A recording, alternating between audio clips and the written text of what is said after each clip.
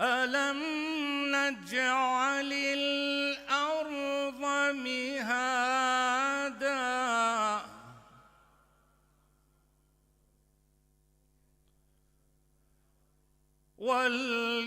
والجبال أوتادا وخلقناكم أزواجا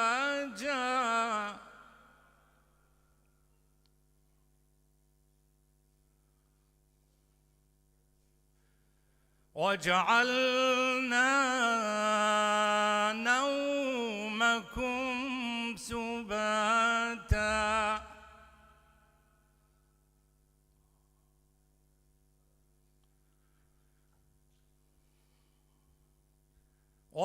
وجعلنا الليل لباسا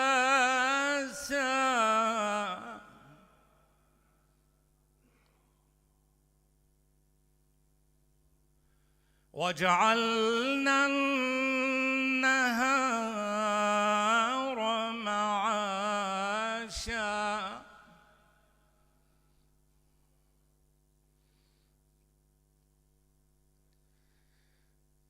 وبنينا فوقكم سبعا شدادا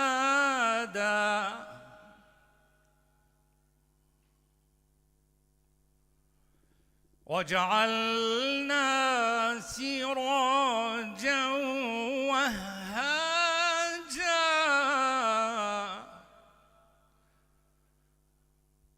إلى روح من اجتمعنا لأجله المرحوم سماحة السيد آية الله فاضل الميلاني رحم الله من يقرأ الفاتحة مع الصلوات.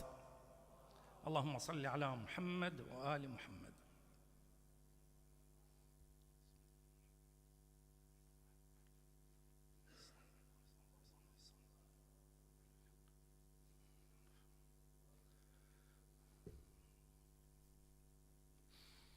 وبنينا فوقكم سبعا شدادا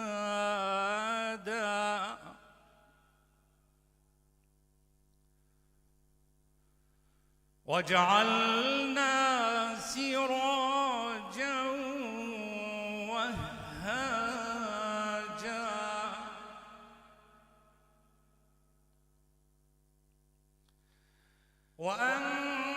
وأنزلنا من المعصرات ماء ثجاجا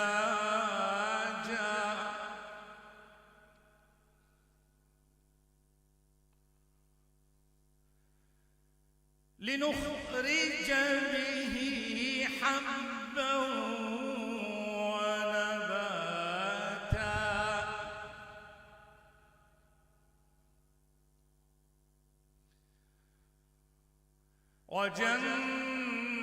وجنات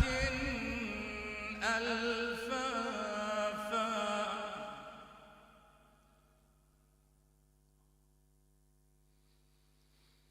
إن يوم الفصل كان ميقاتا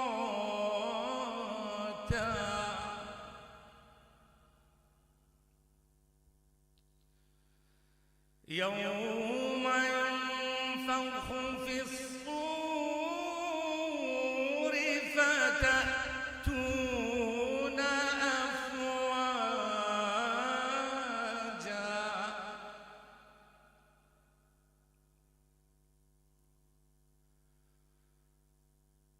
وفتحت السماء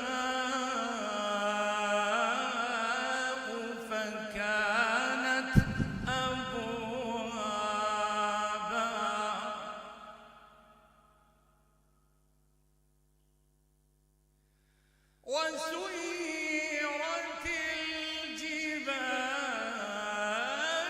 فكانت سرابا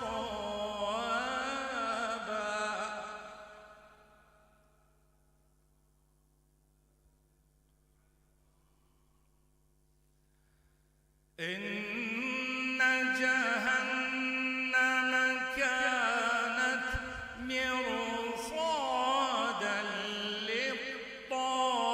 للطاغين مآبا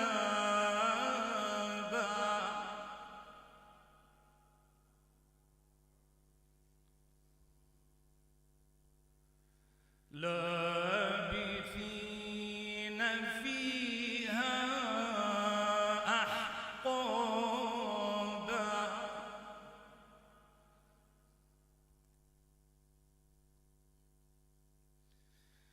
لا يذوقون فيها بردا ولا شرابا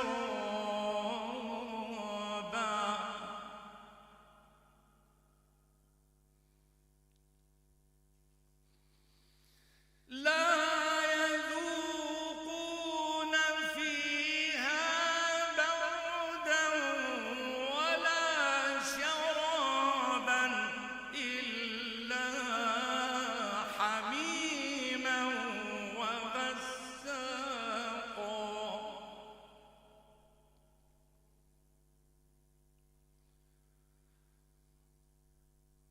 جزاء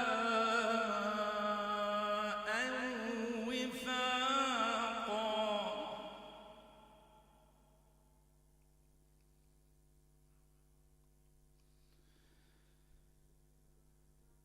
إنهم كانوا لا يرجون حسابا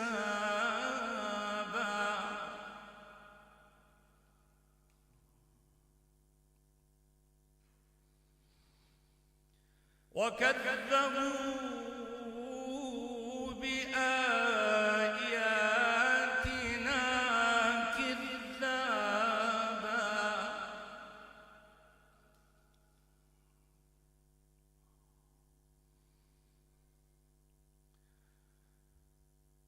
وكل شيء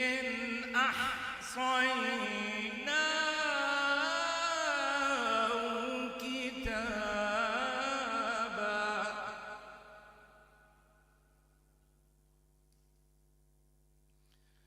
فذوقوا فلن نزيدكم إلا عذابا.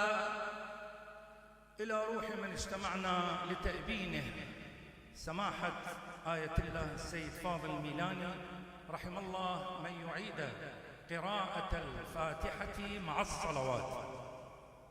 اللهم صل على محمد وآله.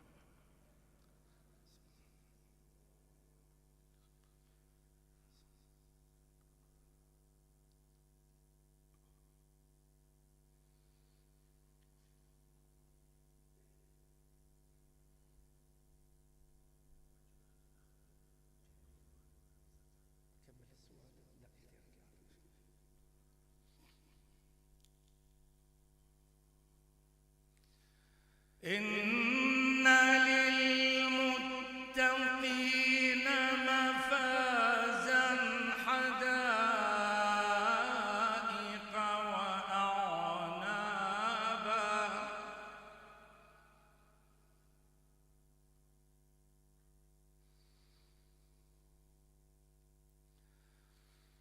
إن للمتقين مفازا حدائق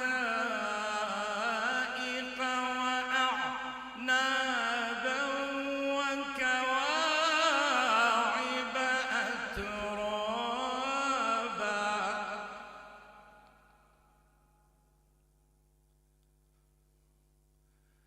وكأسا دهاقا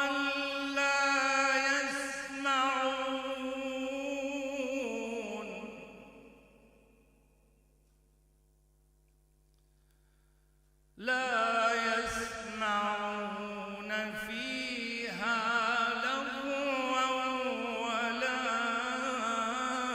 كذابا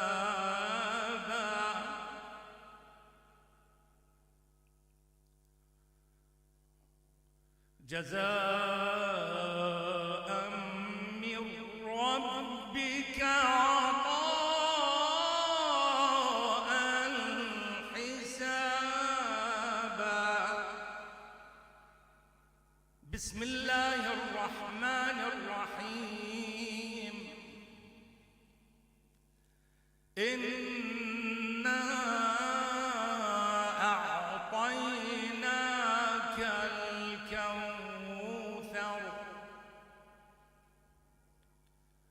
فصل لربك وانحر إن شانئك هو الأبتر. صدق الله العلي العظيم. نهدي ما تلوناه إلى روح المرحوم آية الله السيد فاضل الميلاني وإلى روحه، رحم الله من يقرأ الفاتحة مع الصلوات.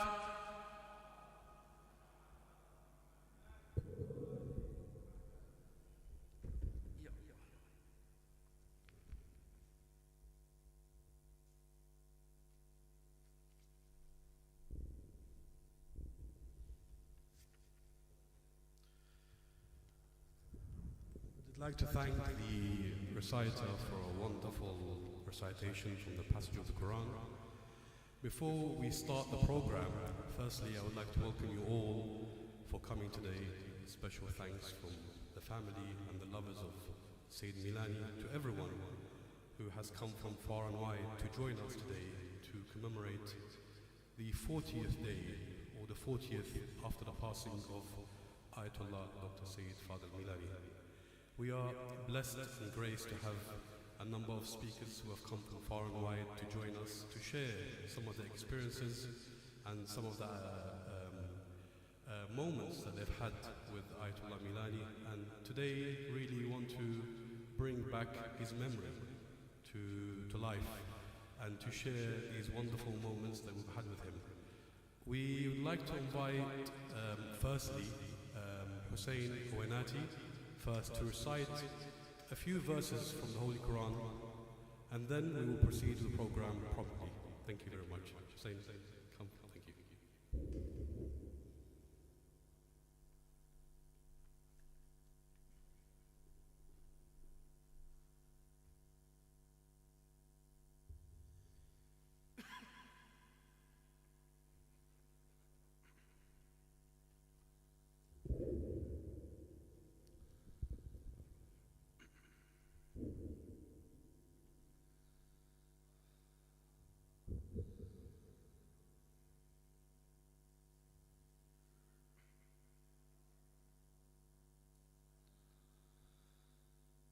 من الشيطان الرجيم. بسم الله الرحمن الرحيم. إن الله وملائكته يصلون على النبي يا أيها الذين آمنوا صلوا عليه وسلموا تسليما.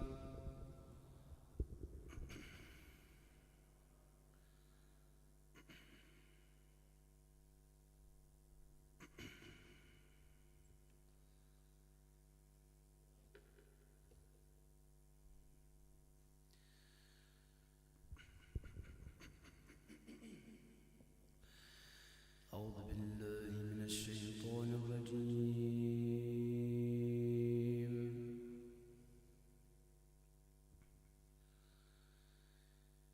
بسم الله الرحمن الرحيم.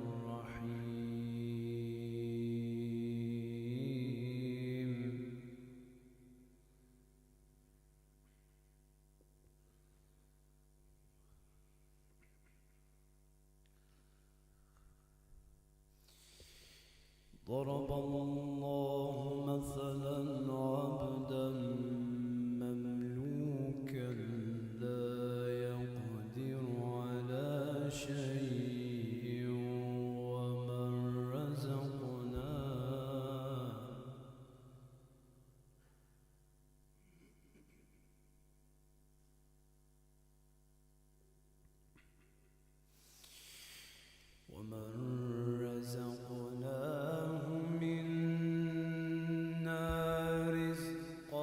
حسنا فهو ينفق منه سرا وجهرا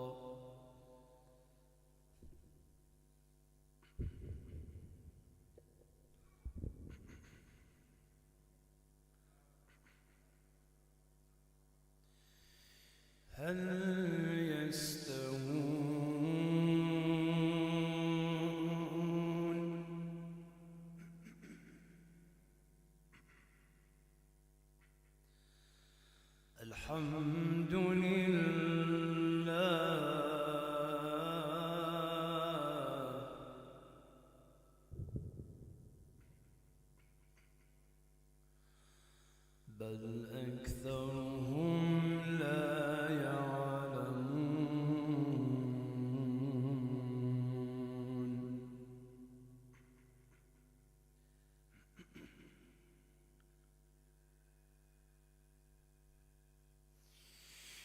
وضرب الله مثلا رجلين أحدهما أبكم لا يقدر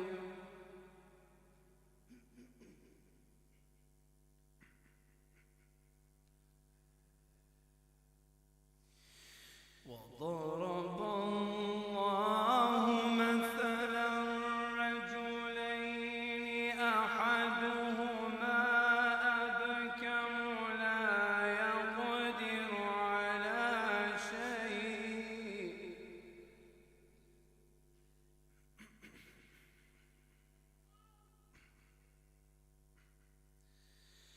لا يقدر على شيء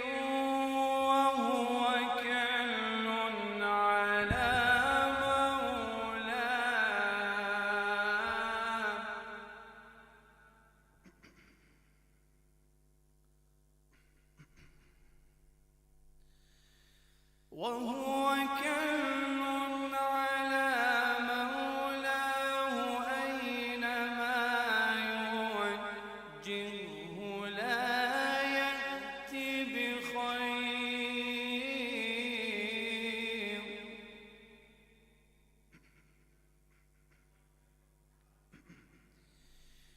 هل يستوي هو ومن يأمر بالعدل وهو على صراط مستقيم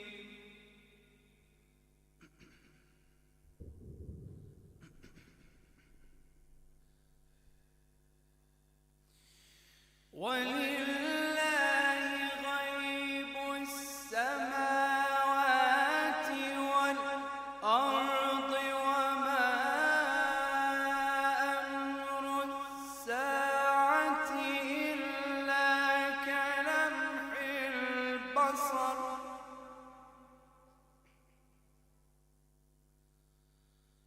إلا كلمح البصر أو هو أقرب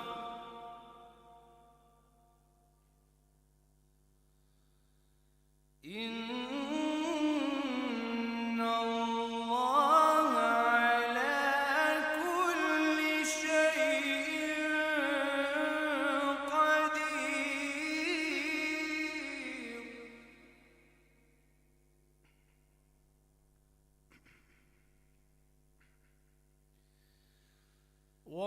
والله أخرجكم من بطون أمهاتكم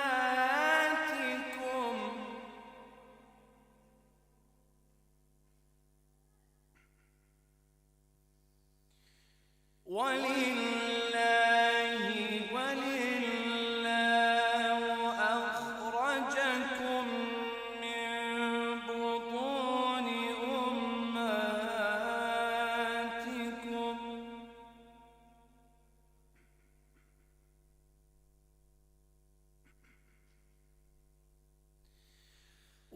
والله أخرجكم من بطون أمهاتكم لا تعلمون شيئا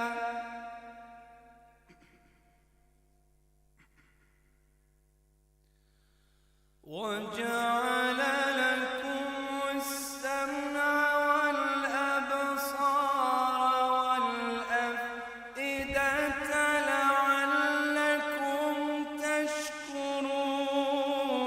تشكرون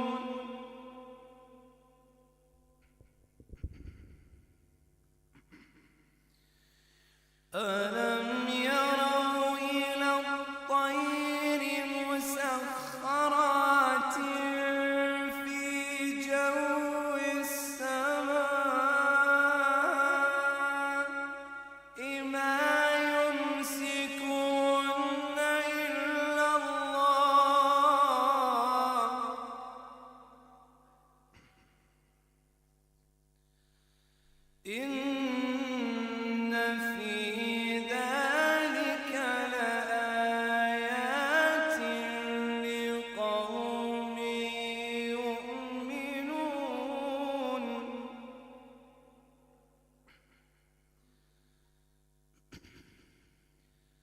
بسم الله الرحمن الرحيم إذا جاء نصر الله والفتح ورأيت الناس يدخلون في دين الله أفواجا فسبح بحمد ربك واستغفره إنه كان توابا صدق الله العلي العظيم.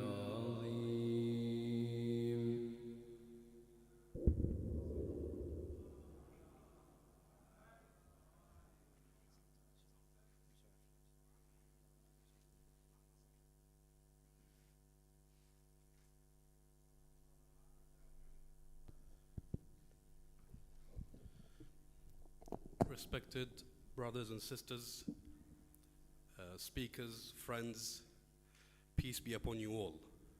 And I greet you with the Islamic greeting, Assalamu alaikum wa rahmatullahi wa barakatuh. Today we are here to grieve and mourn and remember a great man. He was a teacher, a father, a leader, an inspiration, someone that was a reference point for everybody. Whenever someone had an issue, you could always go back to Ayatollah, Dr. Sayyid Fadhel Milani. It was a man who was always there. The first time I came to know Sayyid Milani when I was almost 11 years old. When I came to the UK, I was invited to become a host in a quiz show, and in that program with the grace of God, I won a trip to Saudi, and he was organizing this quiz show almost 30 years ago, and ever since he has been an inspiration to me and to many thousands around the UK and even around the world. I could speak for ages about what he did, but for me, one aspect that really touched me with the Sayyid was that he had time for everybody. He was a patient man, but also a man that gave time to whoever needed him.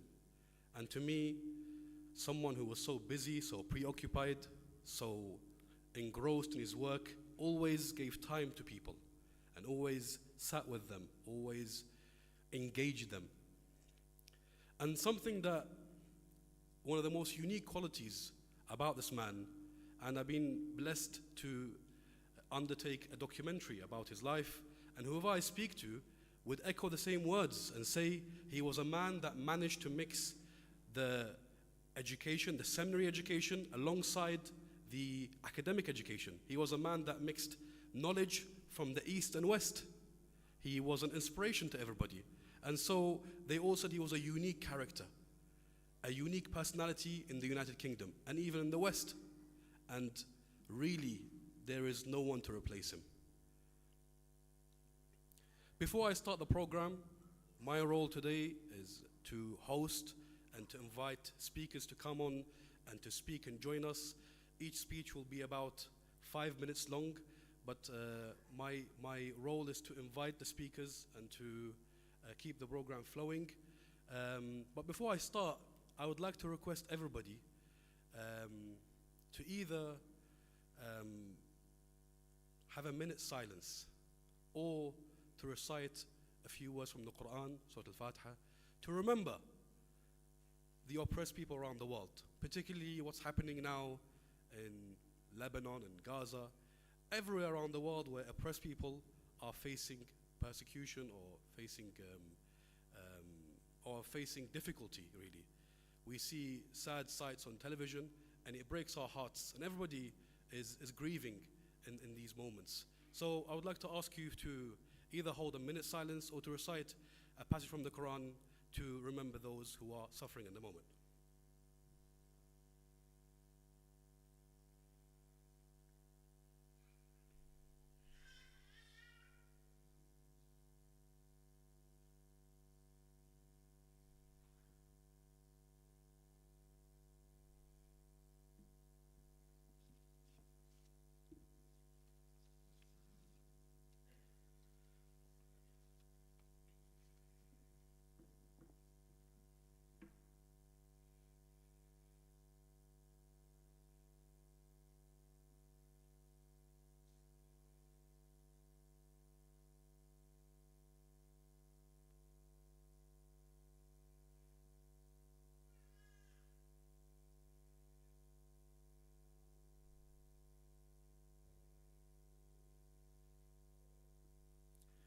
We hope that their suffering will come to an end soon. This podium was a podium where Sayyid Milani used to host many programs, and programs that would include for the community and for the outer community. And interestingly enough, Sister Alia Azam, who was our next speaker, was involved heavily in this kind of work. I'd like to invite her now to share a few points about the work that has been undertaken in this field. Thank you.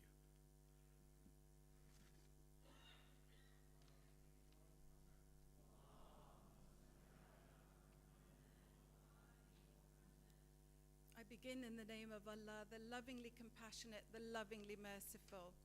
A very warm welcome to you all, and we are very grateful.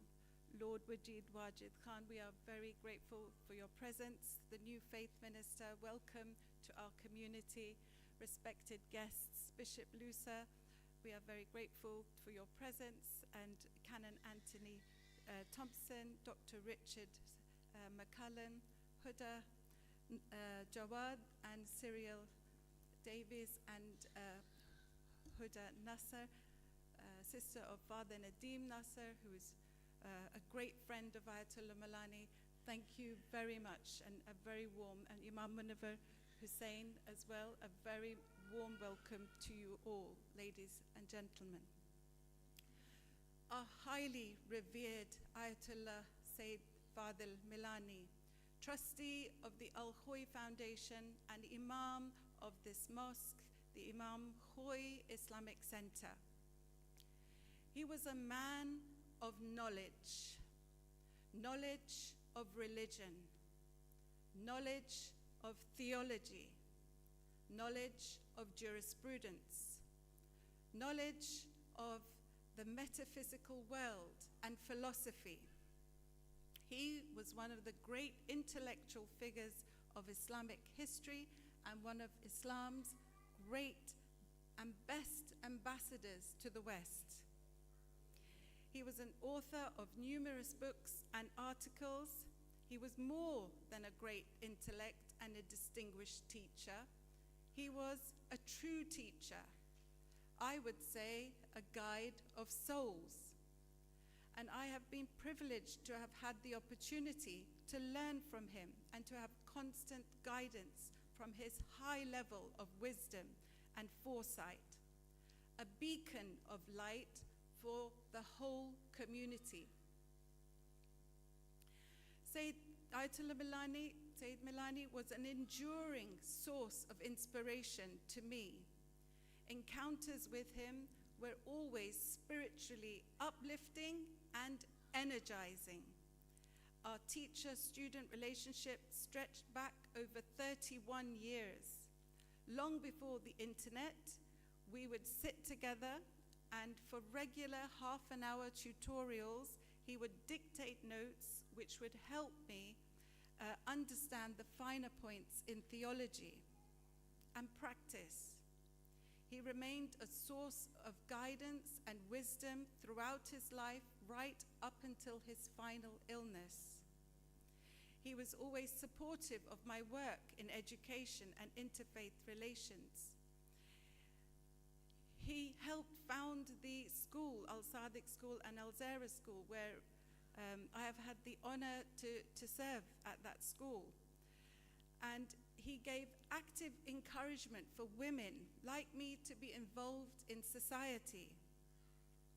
I recall his enthusiastic engagement with the Spirit of Unity project, on which we worked in partnership with a Sunni alim, and also Imam Munawar Hussain, who's here, also helped with the deliberation of the curriculum that was newly launched in 2015.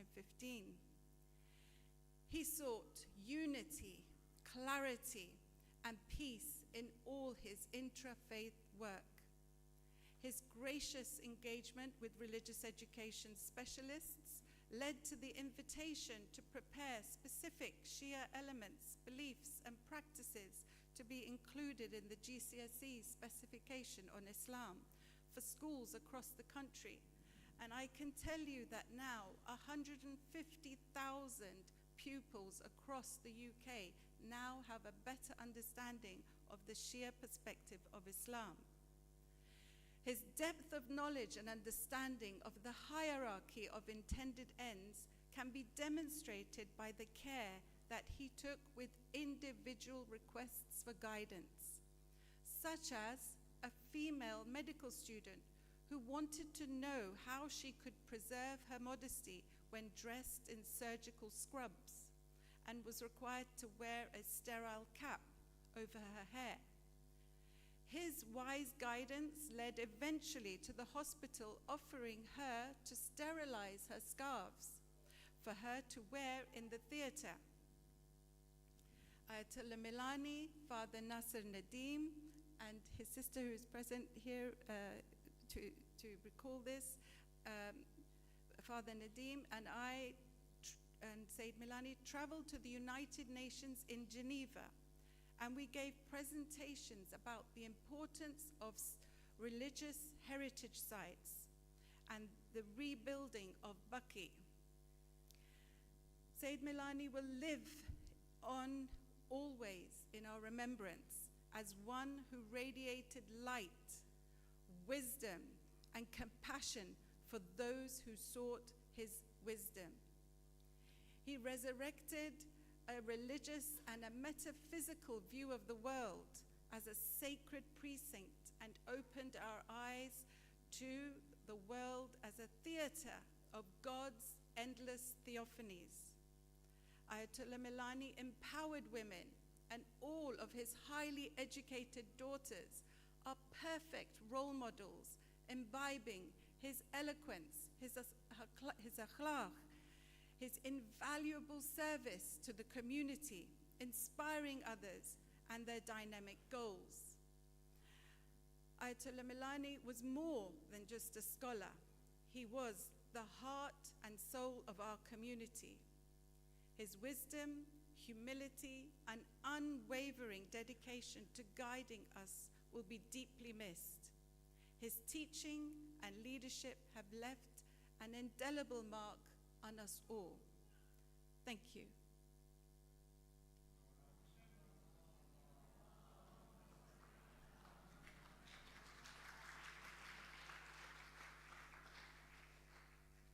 Thank you, Alia, for that touching presentation. You really brought back a lot of memories of the Sayyid and his wonderful work. I would like to invite very quickly Reverend Lucy Sanga, who is the Bishop of Willesden and the lead Interfaith advisor to the Archbishop of Canterbury, to share with us a few words. Thank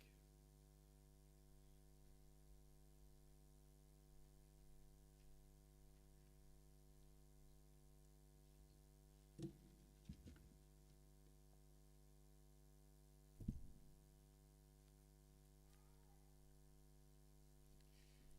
Assalamu alaikum.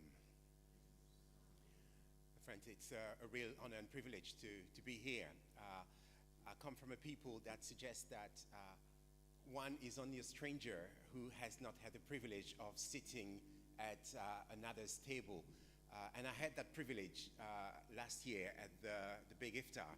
And therefore, I see myself not as a stranger in your midst, but as a brother.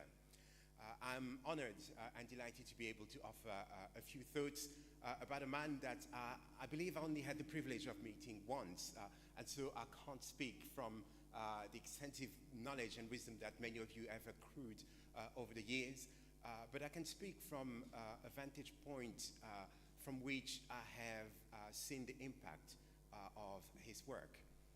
There is a wisdom that suggests that many of us eat fruit of trees that we have not planted, and I believe that many of us, in fact, being here this afternoon is a result of some of the labor of love of Ayatollah Milani. He is described as a scholar, as an imam, as an interfaith activist, as a community leader. But what I've heard also is that he was a man, a family man, a father, both to those with whom he was connected through biology, but also those with whom he was linked spiritually. And so first I would want to offer my deepest condolences to all of you as you mourn his death and continue to honor the legacy of his work. From my perspective as one committed and invested in the work of Interfaith, I drew deep encouragement and inspiration from his labor and his commitment to building bridges across fault lines and fractures, both within his own faith tradition, but also across other faith tradition. A man who understood that knowledge was key, knowledge not as a transactional commodity, but knowledge primarily mediated through intimacy of relationship. A man who was willing to offer himself in relationship, in partnership with others. And that, I would hope, is something that we will hold on to. A quest for knowledge, and not simply as an aspiration to fill our heads with facts and figures, but indeed with stories woven together that invites us to echo the heart of God for humanity, for the whole of creation. I was moved listening to the recitation of the Quran earlier, and as I sat there, I was thinking that there is something about prayer that binds the heart of the one praying to the heart of God. But I would also want to think that prayer binds the heart of those praying together. So thank you for inviting us into that space and drawing us into a space where our hearts are binded together for the purpose of building bridges across the divides of our community. At a time where there are pressures on all of us to somehow align with one narrative against another, and where we are compelled to name the other as an enemy, as one to be destroyed, I wonder whether the wisdom that we draw from the life and ministry and work of Ayatollah Milani is an invitation to transcend and resist the seduction of those simplistic narratives. And again, one who invites us and compels us to not simply rely on the simplified stories, but engage with the complexity of life, the complexity of faith, not so that we live complex lives, but so that we may live simple life in order for others to simply live. Perhaps a gift that we ought to treasure and nurture. There was a reference to the fact that his ministry and his work had an impact not only locally, but globally. You may remember him being part of a coalition of faith leaders, including the Dalai Lama and the Pope, who in 2017 invited many to make a concerted and compelled effort to cross the boundaries and find friendship across our divides. A work that is all too crucial at this time of deep division, of deep fracture, and a work that I think carries within it seeds of life and seeds of hope. In his view, there was a sense in which Allah, God, saw humanity in the singular. One of the beauty, I think, of the Islamic faith is that commitment to define the divine in the singular. something that as a Christian I strongly hold to as well. And yet at the heart of that, it is so easy for us to define humanity in fractured, dispersed, scattered expressions. And yet if the divine is expressed in the singular, I wonder whether there is an invitation for us to reframe, to redefine our shared humanity, again in the singular. So trees, fruits of trees that we rejoice and enjoy today that we haven't planted. And being here today, perhaps the fruit of a tree or many trees that Ayatollah Milani has planted. And the hope that I want to hold for you, and perhaps indeed for all of us, is that we may continue to enjoy the fruit of his labor of love for many, many years and see the impact of his work transforming our lives. Perhaps more so, that we too may be compelled to carry some of those seeds and plant trees that others after us will be able to enjoy. Thank you.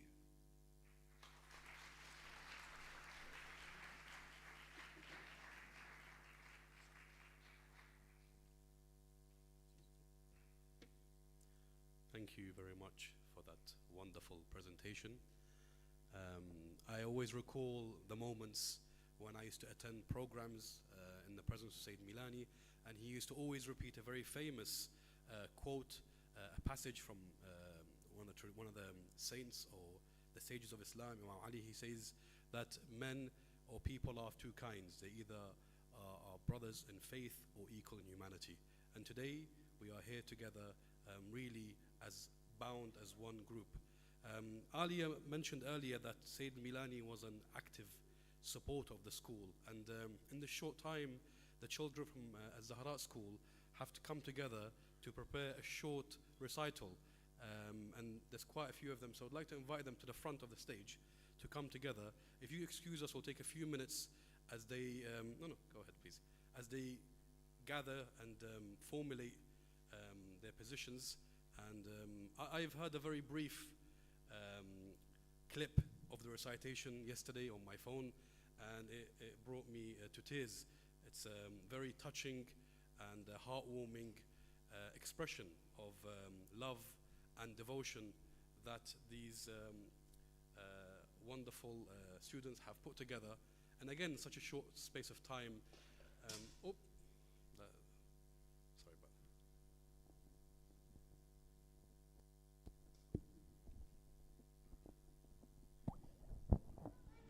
that.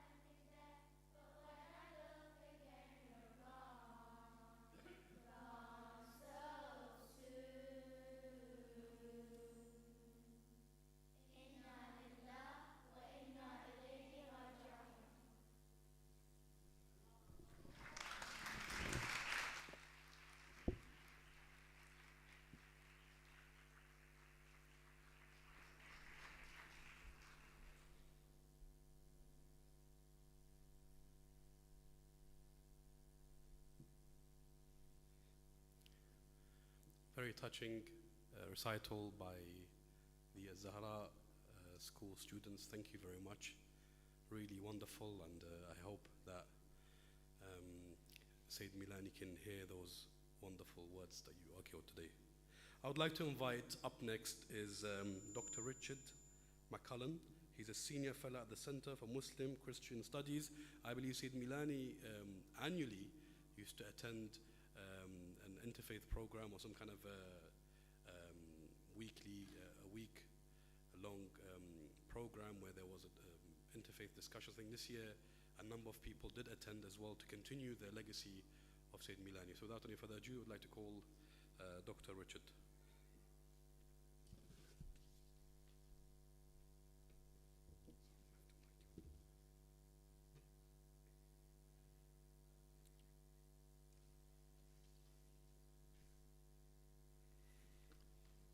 بسم الله الرحمن الرحيم الحليم هو محب ووفي جدا. Those are words from the Torah, from the 34th chapter of the book of Exodus. May I speak in the name of the Lord, the compassionate and merciful God, who is slow to anger, who abounds in love and faithfulness. B'Shem Yahweh, Yahweh, El-Rahum, Ve'Chanun. It really is a very great honor to be invited to speak a few words of tribute to Professor Syed Milani, who was a very great friend of the Center for Muslim Christian Studies in Oxford, of which I'm the director, and we bring greetings from Oxford to you all here today. The professor came to teach on our very first summer school back in 2015. As you pointed out, the summer school brings together Christian and Muslim theological students for a week of residential study together, and he faithfully came and taught for the next 8 years, very generously and freely giving his time. And it was always a great pleasure on the first morning of the summer school to arrive in the dining room to discover the professor there with my good friends, Dr. Mohammed Basbehi and his son Jafar, who had made a very early start from London to get there, I think because they really enjoyed the breakfast, but also maybe just to be on time for the lecture, and he was never ever late. So thank you very much, Jafar, for your driving. Really appreciate that. And I think that was just great testament to his commitment to interfaith work, not just to our summer school, but he also was involved for many years in the Christian Muslim Forum and other projects as well. The words I recited from the Torah at the beginning would have been written by Moses or maybe by a scribe, and they are a reminder of the familiarities between our monotheistic faiths, but also of some of the important differences as well. And all the time I knew the professor, he was always very generous in pointing out the similarities between our faiths, but he was also not afraid to talk about the differences. And there was a little phrase that I always remember him using. He would say, "No offense intended." And I knew he was going to say something very difficult and controversial, but he would do so with a real smile on his face. Because that's the important thing about interfaith. We don't get together to pretend that all is the same, but we get together to think and to learn, to understand, and to look honestly at our faiths and to discuss those differences so that we can live together in peace and in harmony. He was always very generous with his time. One year I had a student at Wycliffe Hall, where I'm a tutor in Oxford, who was preparing for ordination, and the professor very generously hosted him in his office for a whole day, and the student sat there and just watched. And his report, when I read it, made very interesting reading. Just the sheer number of people that came through his door every day looking for advice and encouragement and wisdom in practical as well as in religious matters as well.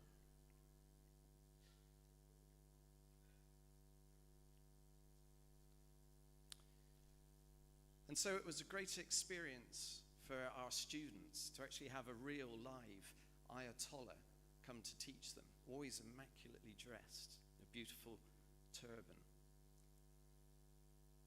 To be able to learn together from somebody who was so knowledgeable, so convinced of his texts, and who would teach in a very traditional way.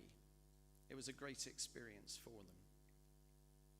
And this was put into context for me just recently when I was invited by the الخوئي Foundation, an invitation for which I'm very grateful, to go to visit Iraq and to observe the Arba'in pilgrimage there.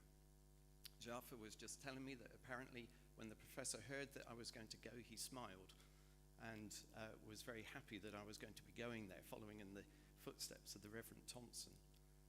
I'm not sure if he would have been quite so pleased with the outcome. I don't know what he hoped for me at the Arba'in, but it was a fascinating experience, a real time of learning for me. We visited the professor's home city of Karbala. We went to the city of Najaf, where he has now been laid to rest. And it helped me to understand his faith and tradition, to hear the stories of Imam Hussein and of his death in battle, to visit the extraordinarily beautiful shrines there, to observe the extent of the volunteering that goes on in the mawakib that line the routes of the pilgrimage as volunteers serve food and drink to the pilgrims, and to see the respect shown to religious scholars and leaders. And it helped me to understand the Ayatollah's own life and work. It also caused me to reflect on aspects of my own faith as a follower of Jesus the Messiah, and some of the things that the Ayatollah often taught on at our summer school when he used to teach on eschatology and suffering and the end times, of martyrdom, dying on behalf of others, an undeserved death at the hands of unjust leaders. Maybe for the Messiah, not a death in battle, but certainly a willing sacrifice on behalf of others to bring freedom.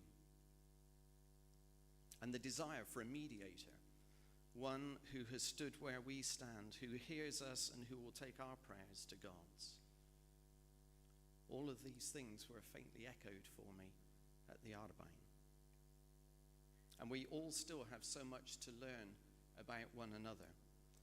Professor Milani enriched that learning for us at the Center for Muslim Christian Studies, and he will be much missed by all at the summer school. Salam Allah alaykum mahabbatu wa barakatuhu. May the peace of God be on you all, and his love and blessings. And I thank you for this opportunity to give tribute to a truly remarkable man.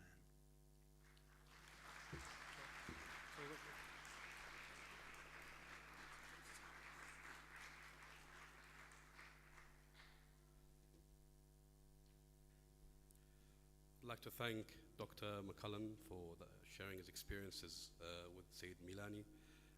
Up next, and I know that we are pressed for time, we only have about 43 minutes to be exact. I would like to invite Dr. Mohammed Misbahi, who is the Director of Education at the Islamic College for London. Sayyid Milani was involved heavily teaching at the Islamic College, and Dr. Misbahi was an ardent supporter of Sayyid Milani for Dr. Misbahi and his work.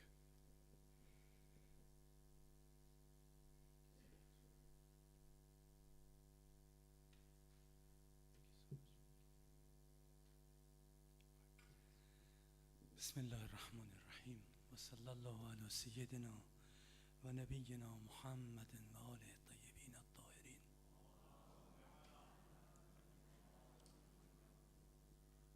It is an honor to stand here before you on this blessed event to remember a man who contributed so much to each and every every one of us and our lives in this country. There is so much about Sayyid Milani that needs to be covered, and I doubt whether within the time span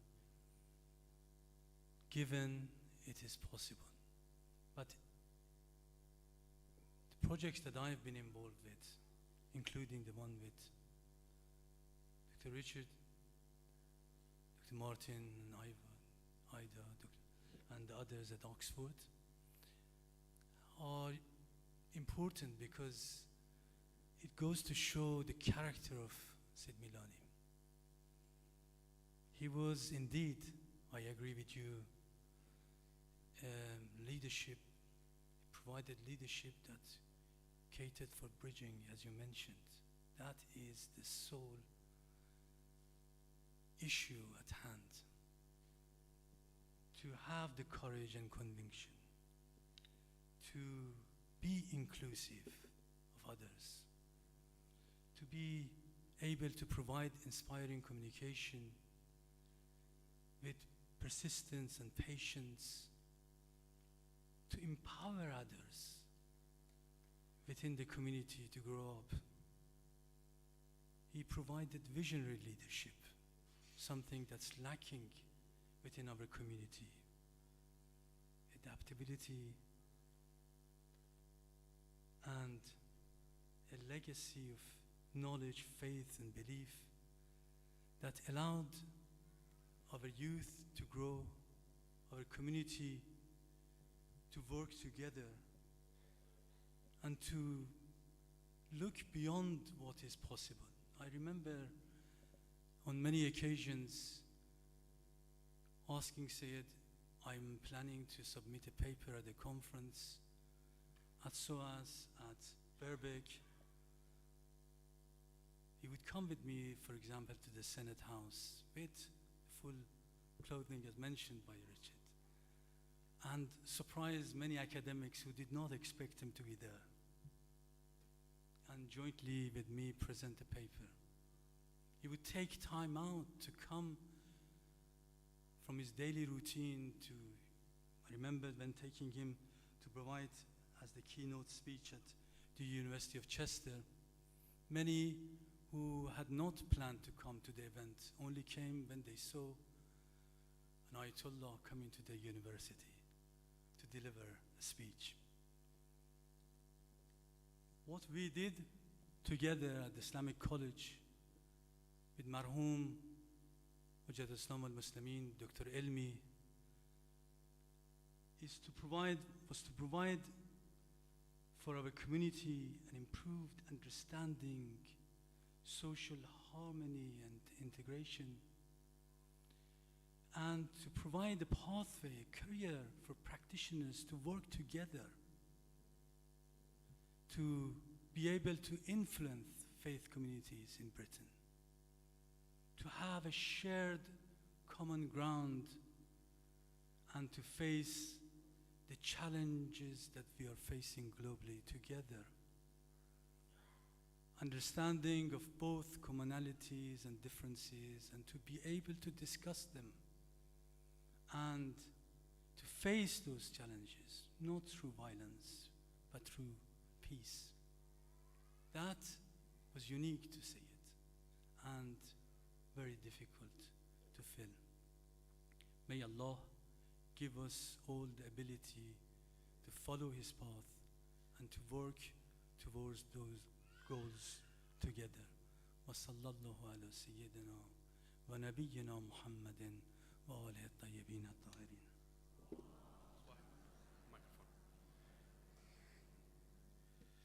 Thank you, Dr. Musbahi. Sayyid Milani and Dr. Musbahi work on a number of projects: Islamic College, the Dua Nutba group, the Interfaith work, the academic work, the Khatam, and so many projects. And we were together as we traveled for the funeral program, and you could see that he was deeply impacted by the loss of Sayyid Milani, like everyone who is attending today. Up next, I would like to invite Ms. Cyril Davis, who is a presence and engagement lead at Lambeth Palace, to grace us with a few words.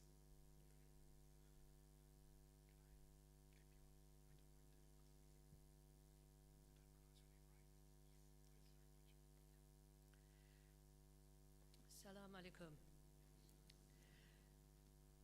Thank you very much for the invitation to come and say a few words. I'm actually going to read out a letter from the Archbishop of Canterbury. I work with the Archbishop and support him in the work that he is also very committed to of building good interreligious relationships. So he says, and he wrote the letter to Syed Abdul Al-Khouïi, the Secretary General of the Al-Khouïi Foundation. Dear Syed Al-Khouïi, I learnt with great regret of the recent death of Ayatollah Dr. Syed Fadhel al-Milani, and I would like to convey my personal condolences to his family and colleagues, and my appreciation for his work and legacy. It was a privilege to meet Ayatollah al-Milani when I attended an iftar during Ramadan 2017 at the Al-Khouïi Center. For many years under Ayatollah al-Milani's spiritual leadership, the Al-Khouïi Foundation has been intentional about nurturing good interreligious relationships. These relationships remain flourishing today and are an important part of his legacy, for which I am most grateful.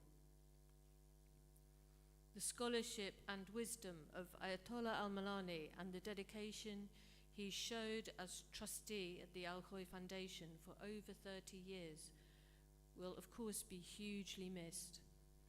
His life of service to his religion and to the wider community was an example for us all. I will sadly not be able to attend the memorial service on the 12th of October in person. However, I am glad that the Right Reverend Lusa Nsenga Ngoy, Bishop of Wilston, will be able to attend. Please feel free to pass on this message of condolence to Ayatollah al-Milani's family and to his colleagues and friends at the Al-Khouïi Foundation as you see fit. With deep sympathy, yours sincerely, Justin Cantor. The Most Reverend and Right Honourable Justin Welby, Archbishop of Canterbury. Thank you very much for your time. Microphone.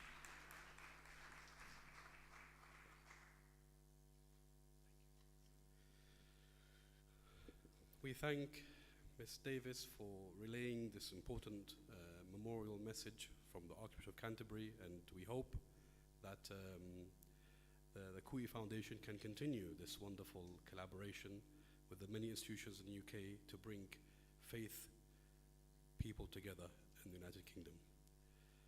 Our next speaker is Dr. Mohammed Kalantari. Unfortunately, he is not able to join us. His daughter has faced an emergency. However, he has asked me to read up his presentation. Now, in the interest of time, I've chosen one paragraph to share with you, which I found most touching. He said, obviously, he mentions earlier that Sayyid Milani traveled with him to,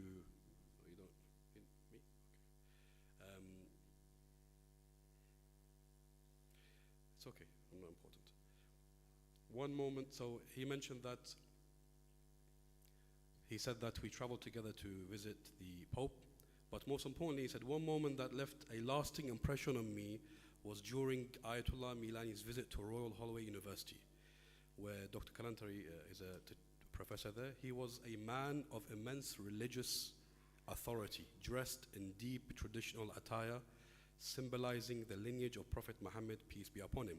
Yet he sat with us as an equal, listening, learning, and treating us with such grace.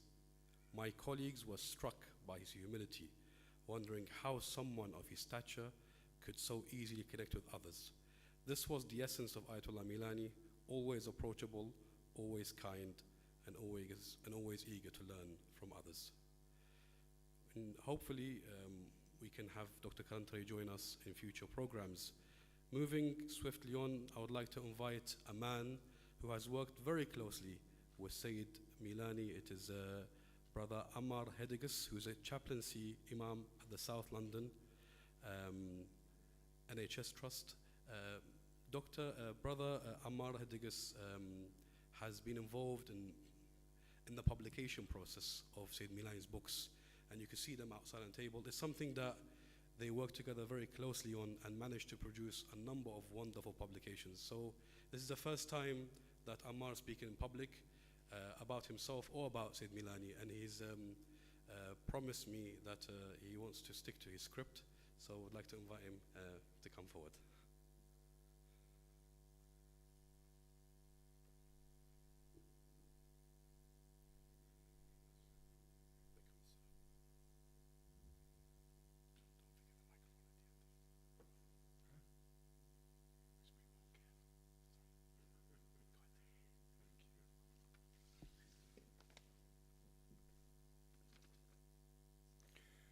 Bismillah ar-Rahman ar-Rahim. Is this too loud? Salli ala Muhammad wa ali Muhammad.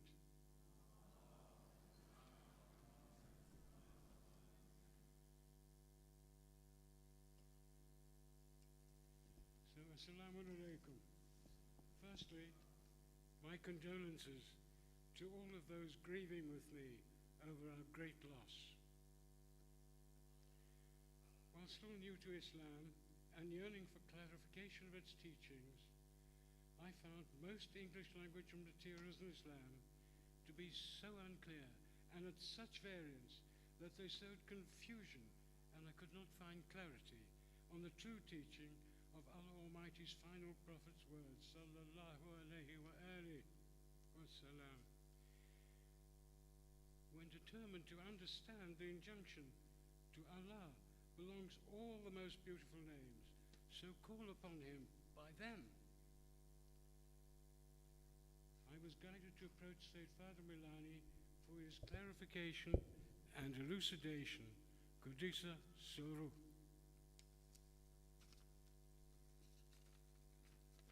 The problem when papers stick together.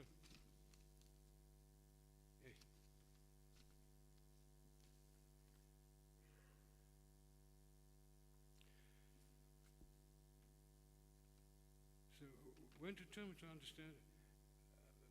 understand, to Allah belongs all the most beautiful names, so call upon him by them. I was guided to approach Sayyid Fadhel Milani for clarification and elucidation. Qudisa Suru.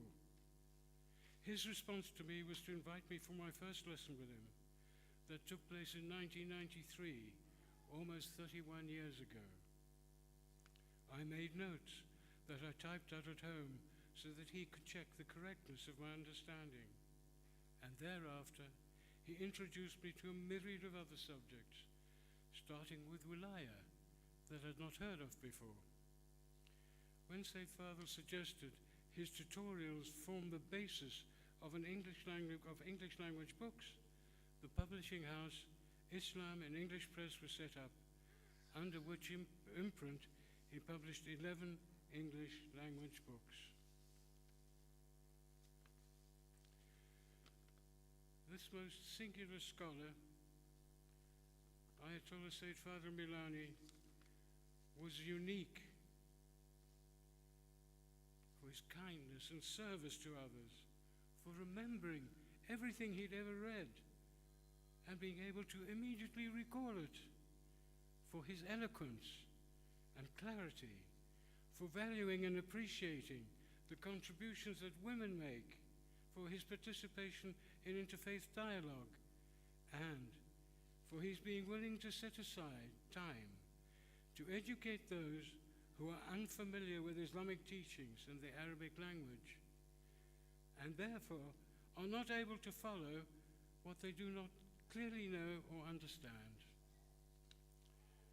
Thus, the intention of his books was to ensure that the Deen of Islam should be understood by both non-Muslims and the Muslim community, and importantly, Hausa students, the future generations of Shia scholars who must be equipped to communicate and elucidate the Deen of Islam in the English language if Shia Islam is to continue to flourish.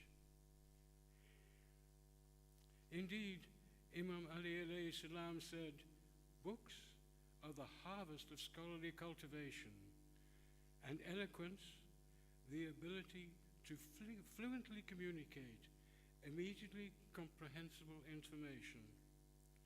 Furthermore, the Prophet Muhammad sallallahu alayhi wa sallam said, when a believer's legacy includes the inscribed knowledge that they've acquired during their stay on this earth, it will, on the day of judgment, be a bulwark between them and the fires of hell. And for every word that they leave behind, Allah Almighty will grant them a reward that is 7 times larger than any city in the world. He also said, those who inscribe knowledge or a hadith will receive continuous reward during the entire time that their texts remain extant. That having been said, knowledge of the Deen of Islam has been significantly enriched by Ayatollah Milani's English books. For example, 30 Principles of Islamic Jurisprudence, Islamic Theology, Islamic Family Law, Islamic Commercial Law, the Islamic Juridical System, and texts that he did not have time to complete before he passed from this temporary life include the distinctions of Imam Ali alayhi as-salam, hadith guidance for living in harmony, coping with adversity, and fulfilling the purpose of existence, and spiritual wakefulness, shuhud. So I take this opportunity to thank Allah Almighty for having permitted me to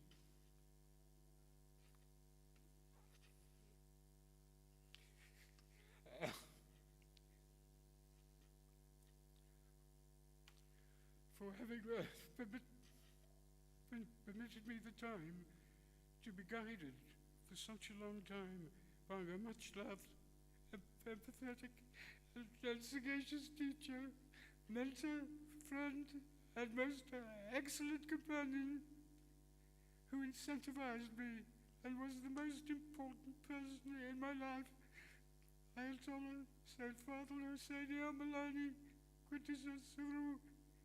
I thank you, Mulai.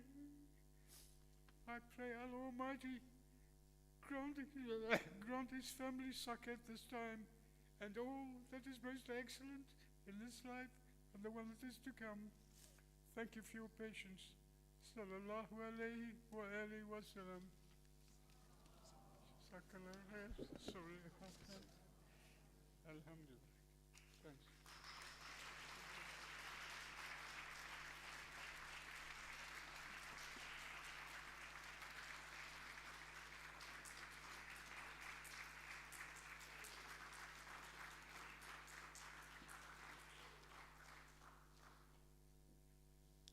Ammar was very close to Sid Milani, and they had a very close working relationship. It's so much so that he was involved in the editing process of the books, and so they built an intimate, close friendship. And Ammar said, I would never speak in public on camera or off camera until this very day, where he said, I must share what I shared with Sayyid Milani.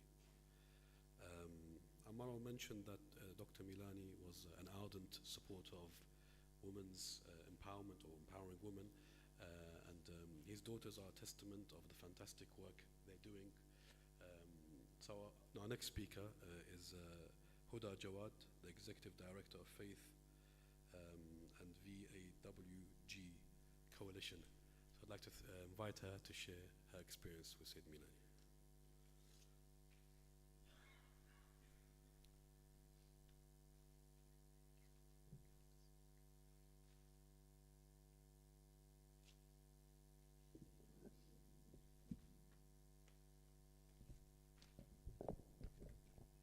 Assalamu alaikum, everyone. Thank you for that heartfelt message, Dr. Hegedus. I think you touched us all. So I may follow you in tears if you permit.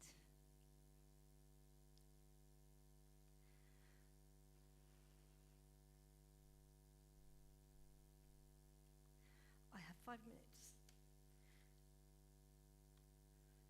to say a few words.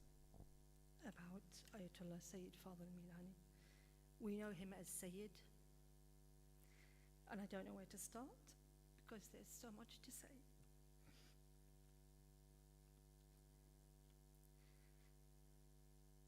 We have heard today the multitude of ways how Sayyid Milani touched and transformed lives. I am so honored to be asked by my beloved and inspiring sisters, the women of his household, to share how he impacted a group that we seldom hear about and from, but who turned to him in their droves. And those are probably watching on the live stream right now who can't be here today. So to my sisters, I salute you. And that is the women who've experienced harm, abuse, and violence at the hands of their families, particularly their spouses. When the female household of Sayyid Milani were receiving mourners throughout the first few days of his passing, I heard countless stories from women whose lives have been saved, liberated, and empowered by holding their abusers to account, at the risk of his own personal safety and professional career. One survivor who had worked with him and he had advocated for her safety asked in heartbroken tears, "Where will women who were in my shoes go now?" With their permission, I would like to speak on their behalf. Sayyid was our refuge in a world of relentless pain. He was our protector and solace. He was our fiercest advocate and our biggest champion. He really saw us, and those of us who turned to him felt truly heard. He was a towering presence of religious authority, yet his humanity and softness oozed out of him. He was a time and space traveler. He moved with ease and dexterity between often opposing or separate worlds, like community, home, work, university, mosque, family, the secular and the sacred, worlds that we find sometimes impossible to navigate. He connected us to Allah's love and reminded us of Allah's mercy. He made us feel safe. He made us feel like we mattered. Amidst the grief and the utter disbelief at the reality that we were losing our beloved Sayyid, our father, our rock, I recalled the words of Sayyidah Zainab alayha salam, the granddaughter of the Prophet, in what is now known as the Sermon of Zainab, when she, along with her brother Zainul Abidin, were brought as captives of war to the court of the second Umayyad Caliph Yazid, and after the slaughter of the Prophet's grandson and Zainab's brother Imam Hussein alayhi salam in the Battle of Karbala by Yazid's army. It is related that, mockingly, Yazid turned to the prophetic family and said to Zainab, "How do you find the way that Allah has treated you and your brother and family?" To which Zainab salamullahi alayha replied, "I saw nothing but beauty." So here are the words that I penned when reflecting on Sayyidah Zainab's words. I saw nothing but beauty in how our community has and continues to display its love and esteem for our beloved Sayyid. I saw nothing but beauty in his family's and beloved wife and daughter's iman, love and conduct during this most tragic time. I saw nothing but beauty in how lucky we are to have known him, to have prayed behind him, to have been led by him. I saw nothing but beauty in the way Nur, or light, descended on him and from him, as was related to me by his daughters during his final days. I saw nothing but beauty in the knowledge that his grandfathers, his ancestors, the angels were holding vigil at his side and escorted him to the heavenly realm where nothing but beauty lives. Whilst we bear the pain of grief, we also believe that Allah's time, justice, qadr, and qist is unlike that of humanity. So whatever has been decreed, we will accept. Heartbroken, we most definitely are, but full of iman and tawakkul too. I saw nothing but beauty in that, and I will forever be grateful for this. Rest well, Sayyidina, and may your soul see nothing but beauty in the heavens, for you have left nothing but beauty for us in your Zainabi daughters and our hearts. Thank you.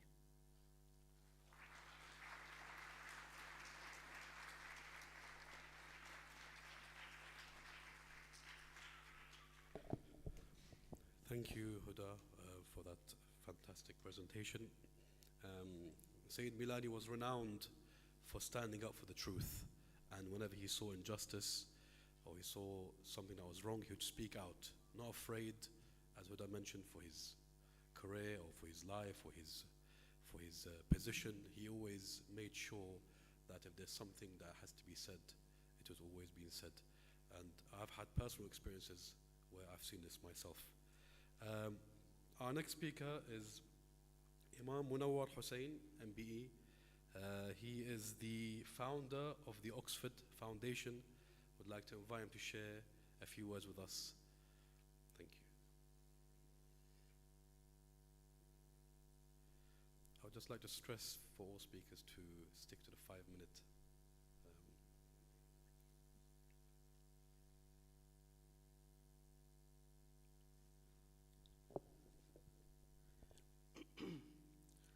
بسم الله الرحمن الرحيم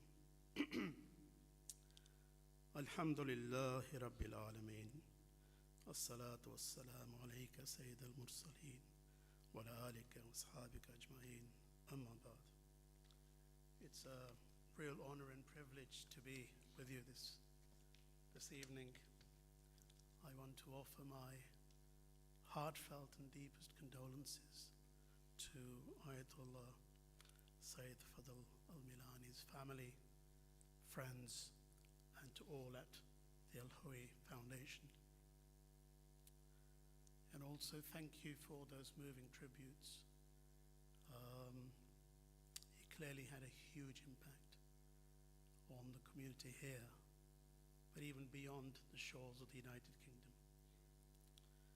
So today really is to remember a scholar, a compassionate leader, a kind, generous friend, and a beacon of wisdom and guidance for many. His passing leaves a profound void in our hearts and in the community he so diligently served. Ayatollah Milani was not just a religious leader. He was a man of profound intellect and deep compassion.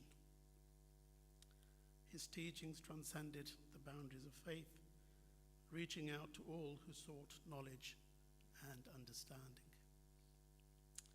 He dedicated his life to the pursuit of truth, to justice, and the betterment of humanity, embodying the very principles he preached.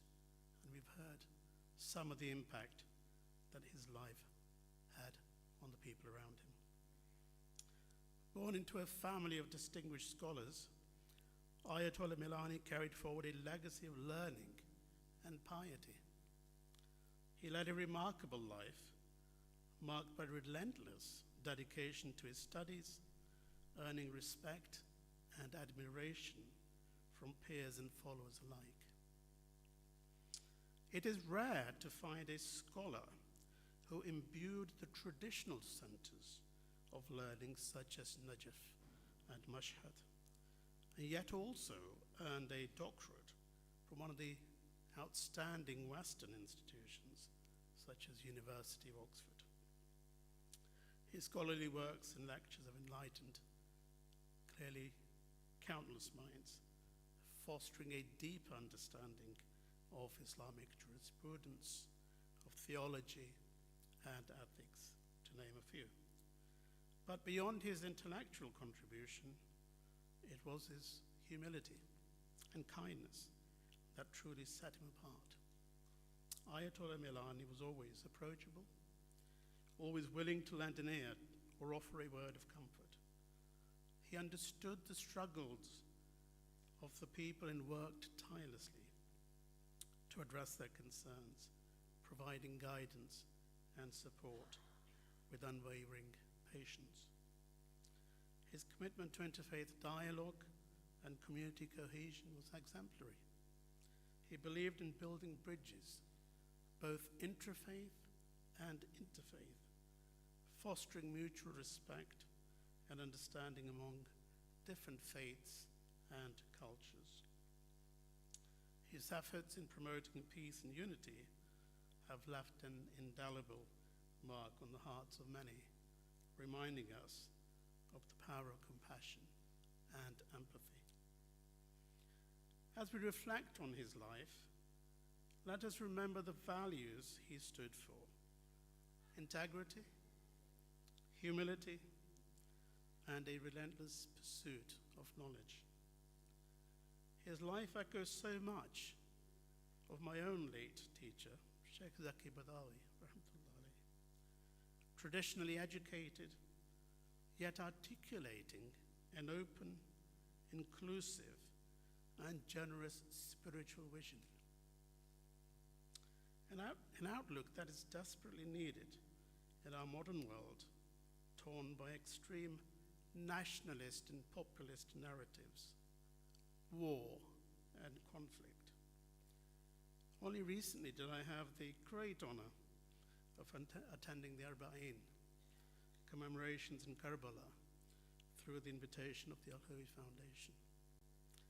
I was deeply moved to witness the hospitality that only the servants of Sayyidina Imam Hussein alayhi salam could offer. Pilgrims watered us every few yards, offers of food and even accommodation to people who were complete strangers to them, all in a genuine expression of love and service. And on my return, I've been able to share this experience with my family and friends from across the religious spectrum, in the hope that they too will one day experience the Arba'in. This is just one example of Ayatollah Milani's vision of interfaith and intrafaith bridge building. It was a group of Christians and Muslims who were here, who went together.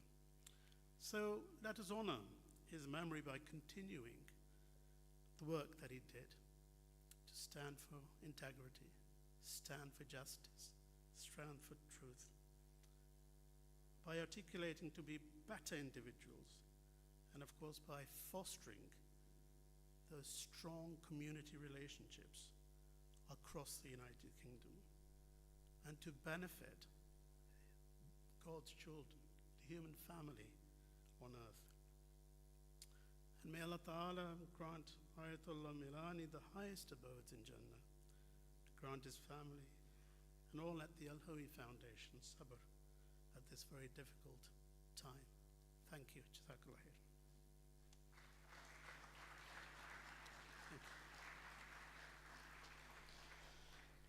I'd like to thank Imam Munawwar Hussain for sharing his experience with Sayyid Milani.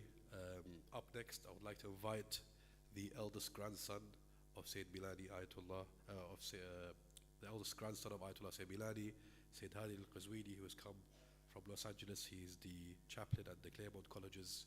I'd like to welcome him. Salawat.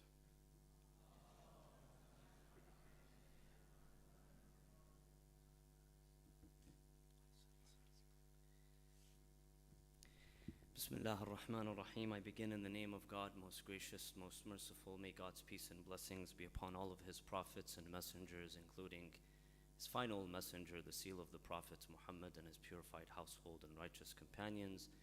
And may God's peace and blessings be with you all. Assalamu alaikum wa rahmatullahi wa barakatuh. As you heard from my dear friend Haji Amir, I am the eldest grandson of Ayatollah Milani, the son of his eldest daughter. And some of you may know that about 30 years ago, before my family moved to Los Angeles, we used to live here in London. And it was here in London that I developed some of my most beautiful and formative memories in this very community here.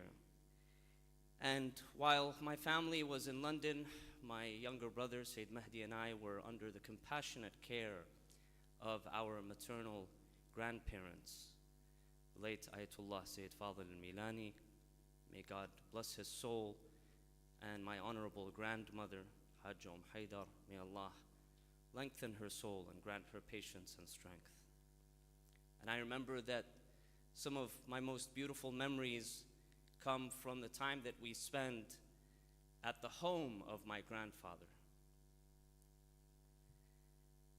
When we moved to Los Angeles, we would often come and visit London almost every year in the summer.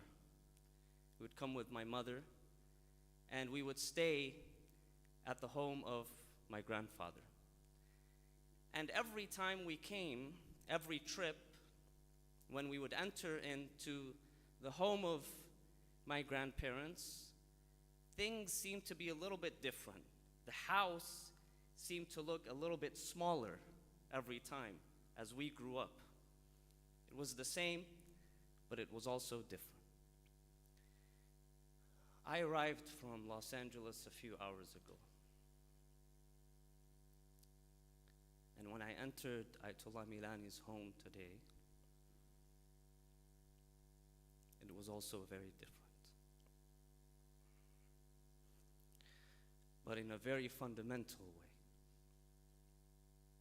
For my grandfather was no longer in this home.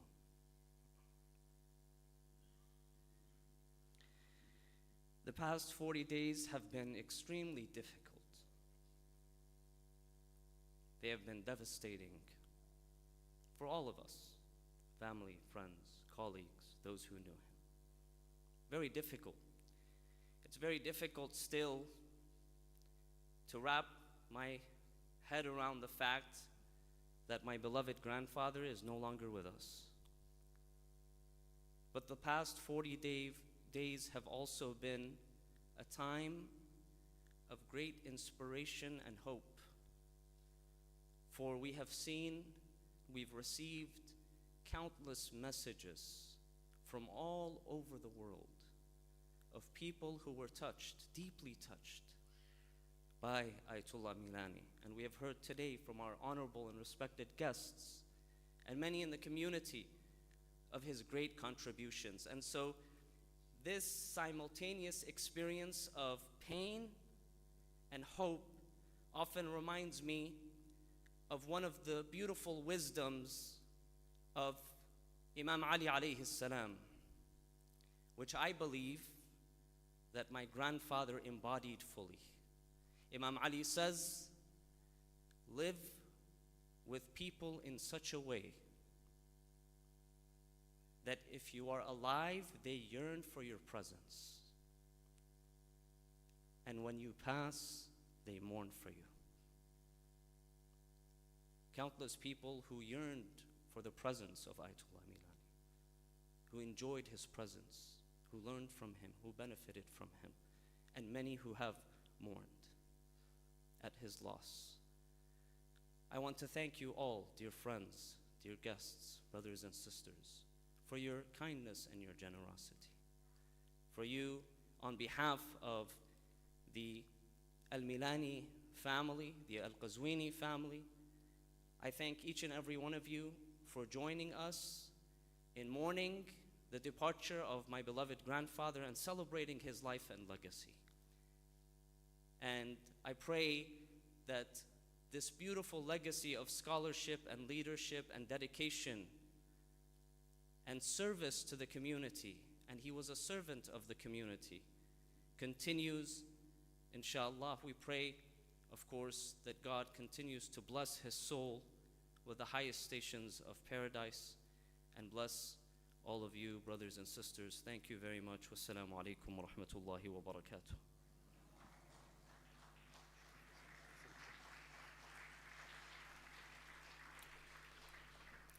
Thank you, Sayyid Hadi, for coming all the way from Los Angeles to share with us some of your experiences about the Sayyid, who everybody misses. Of course, Sayyid Milani was involved in advanced seminary teaching, and this was conducted weekly in London, where a number of scholars used to attend and learn at in his presence. And we thank many of them who have attended. I think Sheikh Muhammad Al-Halli, thank you for attending, as well as many other scholars who are here today, who have benefited greatly from the lessons that Sayyid Milani used to undertake weekly in London. Moving swiftly on, inshallah, I would like to invite a dear friend, Brother Mukhtar Karim, who is the CEO of the Lady Fatima Trust. And Sayyid Milani was one of the founding trustees at the LFT, Lady Fatima Trust, and it's a wonderful charity that does amazing work. So I just want to invite him to share a few words with us. Of course, time is of the essence, and we'd like everyone to be very economical in their presentations.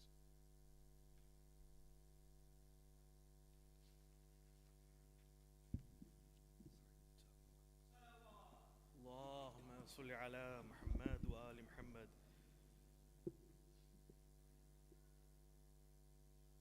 Honorable Minister, leaders of faith, family of Ayatollah Sayyid Fadhel Milani, friends, brothers and sisters, Assalamu alaikum, greetings of peace to you all. I wasn't very good at maths at school, so I'll leave you to work out how long I have to represent 38 years of knowing Sayyid Fadhel in the space of 5 minutes. But hey, who's counting? Because didn't George Meredith say, don't count the years, make the years count.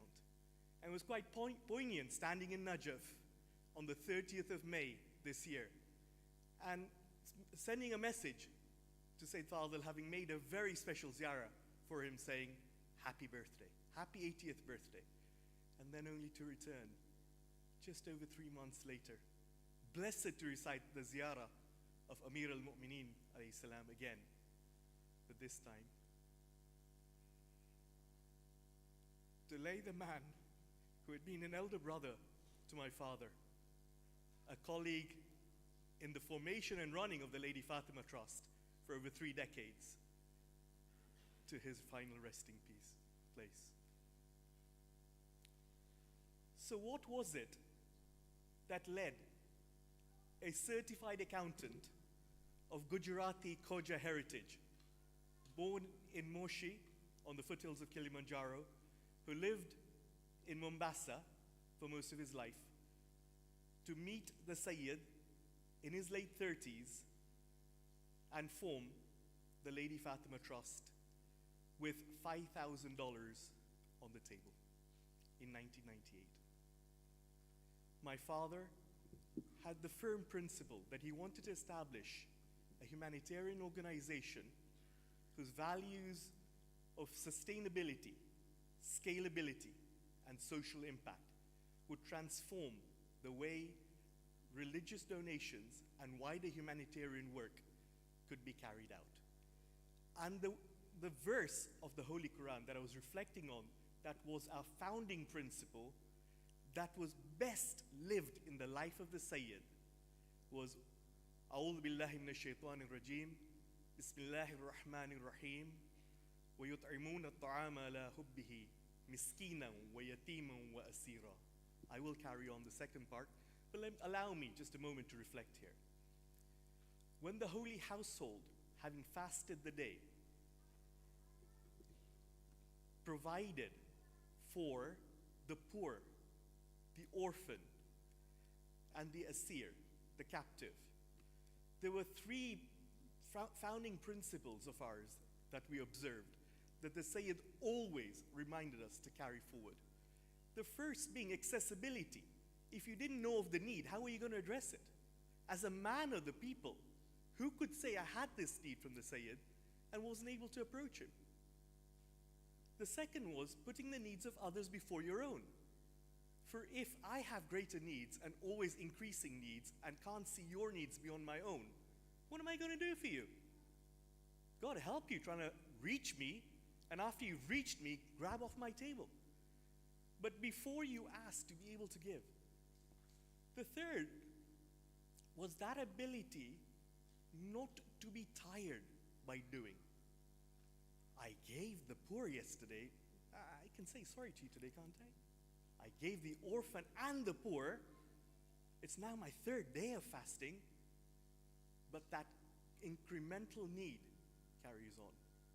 And 3 decades with my father, the continued work of the Lady Fatima Trust, which carries on within our family, within the Milani family and the wider Lady Fatima Trust community, to be able to show how the sustainability, the scalability, and the measured social impact continues to drive the work today and for decades to come, inshallah. 3 projects that always brought a smile to the Sayyid's face when you take time to recollect what we're doing. The widest beams arrived from when we were looking at when Dr. Richard and Imam Muhammad,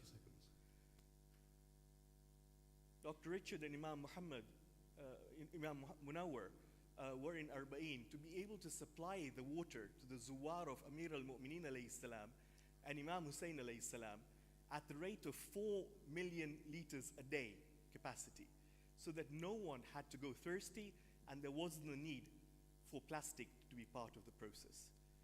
The saving of maternal lives in Zanzibar, and also mothernomics, taking widowed mothers out of need and giving them lives of independence. So, like with a true leader, when the job is done, everyone around them says, we did it ourselves. We owe it to the Sayyid. Just like he sat at the table in Najaf and learned from Ayatollah Sayyid Abul Qasim al-Khouï and his grandfather, Ayatollah Hadi Milani, in Mashhad, and came to the United Kingdom, a foreign land in an uncharted territory, settling a young family, establishing this mosque here and the school beside it, being able to train a new generation of scholars, not only in the House of Studies, but also in the classical religious texts, to be able to carry this work forward in his legacy, in his name, for time to come. I'm most grateful for this opportunity to be able to recollect the few memories from Sayyid Fadhel.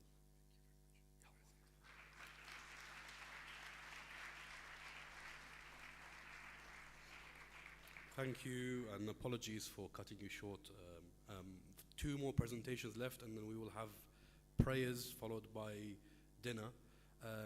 Of course, those who don't want to pray, they can go straight down to the dinner. But before then, at the final 2 presentations, we have a presentation from a message from Sayyid Abdul Sahib al-Khouï, the Secretary General of Al-Khouï Foundation. This will be presented by and read by Sayyid Ali Raza al-Khouï, the head teacher of As-Sadiq School. Unfortunately, Sayyid Abdul Sahib could not join us today. Sayyid Ali will read the message on his behalf.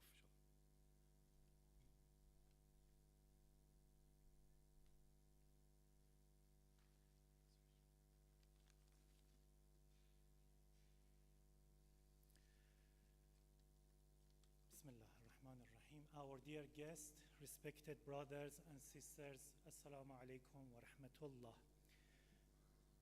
I'm honored to be amongst you today to commemorate the 40 days since the passing of the late Ayatollah Dr. Sayyid Fadhel al-Milani.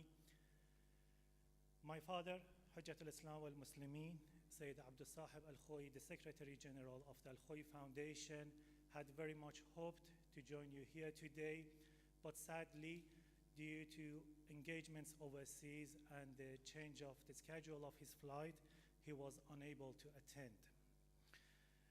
Therefore, I will read his message on his behalf, which reads, Bismillah ar-Rahman ar-Rahim, in the name of Allah, the most gracious, the most merciful. Allah the Almighty in the Holy Quran says, the ones whom the angels take in death, being good and pure, the angels will say, peace be upon you, enter paradise for what you used to do. Surah An-Nahl, verse 32. Honored guests, peace and blessings be upon you. Without a doubt, we and all those who knew the virtues of the late Ayatollah al-Milani are deeply grieved by his passing and saddened by his departure. Our hearts are heavy with pain and sorrow. However, we take comfort in the verse I had the honor of reciting and in the words of Prophet Muhammad sallallahu alayhi wa alih.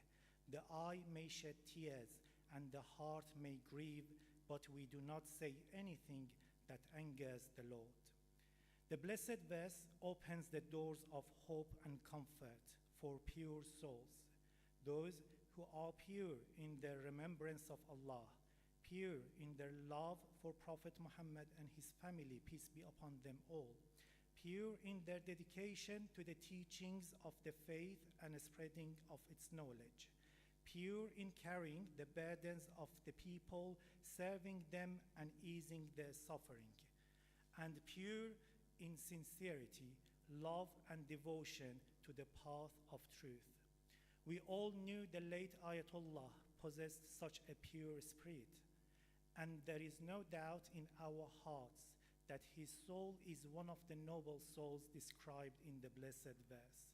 This brings some relief from the depth of our sorrow and the bitterness of our pain. From his youth, the late Ayatollah immersed himself in the Islamic knowledge, earning him recognition and distinction in cultural gatherings, religious seminaries, and academic institutions. He was a scholar, a teacher, and an author. His fluency in the Arabic, Farsi, and English languages, as well as his remarkable talents, enabled him to serve both the religion and people wherever he found himself. Compelled by the harsh conditions in Iraq, he was forced to migrate to Iran, Syria, Lebanon, and the United Kingdom, where he finally settled for the remainder of his life. In the UK, he was appointed by the Grand Ayatollah Sayyid Abul Qasim al-Khou'i, may Allah elevate his status, as a member of the Board of Trustees of the Al-Khou'i Foundation. Due to the great trust placed in him, he was later chosen as the first deputy to the Foundation's Secretary General. Over the last 35 years of his blessed life, he bore the responsibility of guiding the faithful. He produced dozens of scholars and preachers, and under his direction, many master's and doctoral theses were completed. One cannot imagine how many people found the path to Islam through his valuable writings, sermons, lectures, and guidance. It is worth noting an exceptional occurrence that rarely happens with many prominent figures who pass away.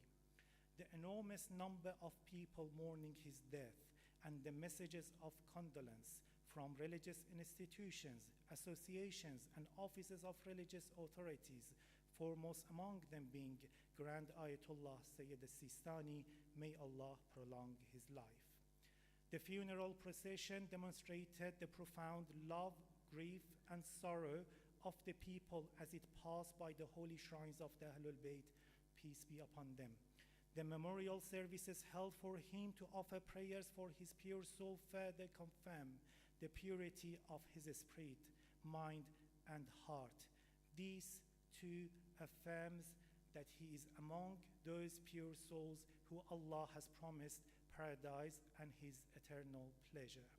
It is impossible to list all of his achievements at the Imam Khoy Islamic Center due to the sheer number and diversity. He was a teacher and mentor to many religious students, whether in advanced studies or introductory courses. He was also a trusted confidant offering guidance on family, social, cultural, and economic issues to those who sought his wisdom. His pivotal role in promoting unity among Islamic sects and even between divine religions is well known. Following the path of the Prophet and his progeny, peace be upon them, in his personal life and in his dealing with others, he achieved an unparalleled level of love from the people and respect from scholars. On a personal note, I cannot help but mention the close relationship I enjoyed with him. He was a compassionate brother, a loyal friend, and a dedicated support who never hesitated to offer advice or extend his helping hand in times of hardship. He possessed a pure heart, free from malice and hatred. He was a true example of the pure souls whom Allah has promised eternal paradise. To the eternal gardens of paradise, O Aba Haydar, and to the company of your grandfather, Prophet Muhammad, and his pure family. Wassalamu alaikum.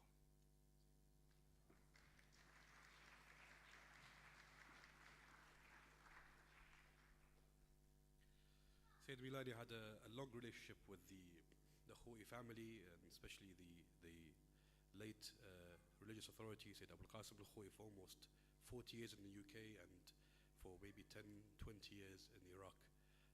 Finally, our final speech now is to Dr. Sayyid Mustafa Al-Qazwini, who is the founding Imam at the Islamic Education Center of Orange County in California. He arrived yesterday, and he is obviously the son-in-law and the father of Sayyid Hadi. I'd like to welcome him to share his experience about Sayyid Al-Milani.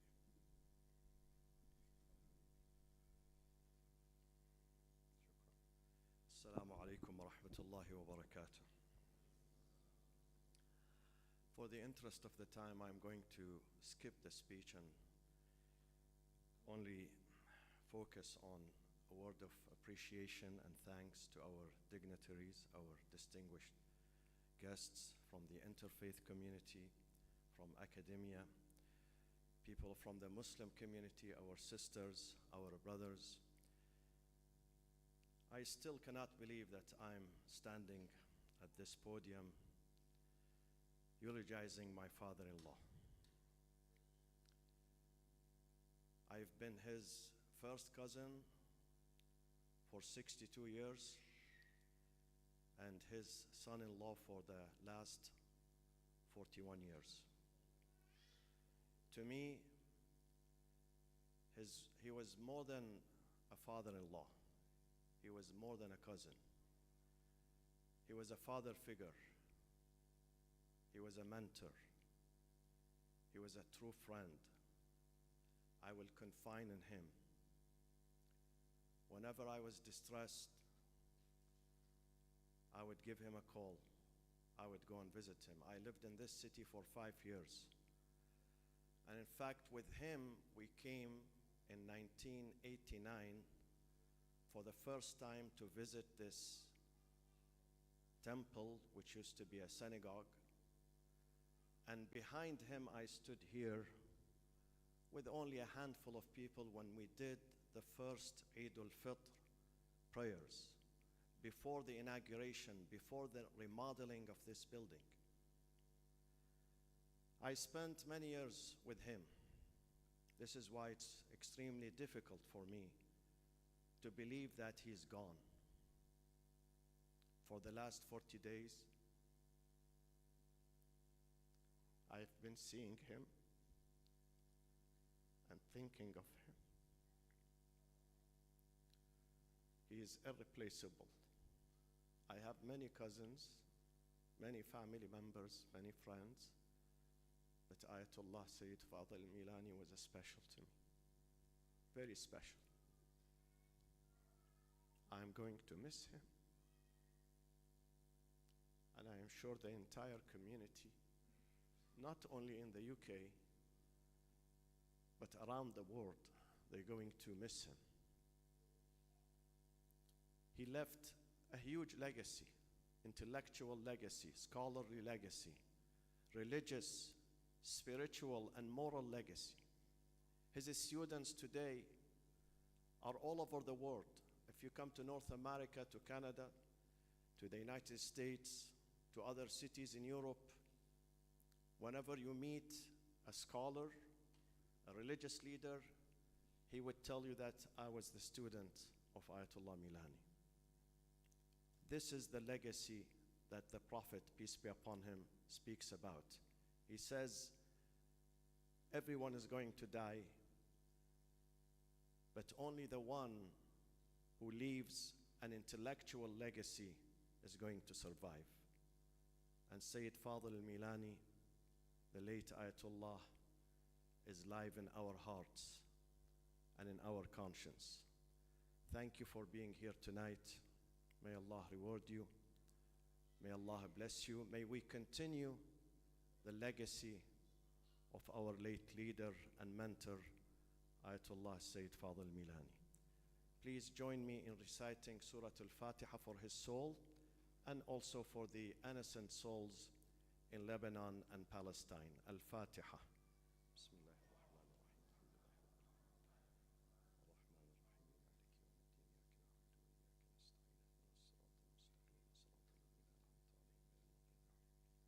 Wassalamu alaikum wa rahmatullahi wa barakatuh. Thank you, Dr. Sayyid Mustafa Al-Qazwini, for your presentation. For those who want to take part, the dinner is on the left-hand side for the men, and the ladies' dinner is on the right-hand side, down the bottom. There will also be prayers for those who want to take part. However, dinner is served this way, so please make your way towards your dinner now. Thank you again for attending. We really appreciate your time and effort, and we hope that we continue to live in the message of Sayyid Fadhel Milani. Ahsantum, wassalamu alaikum wa rahmatullahi wa barakatuh.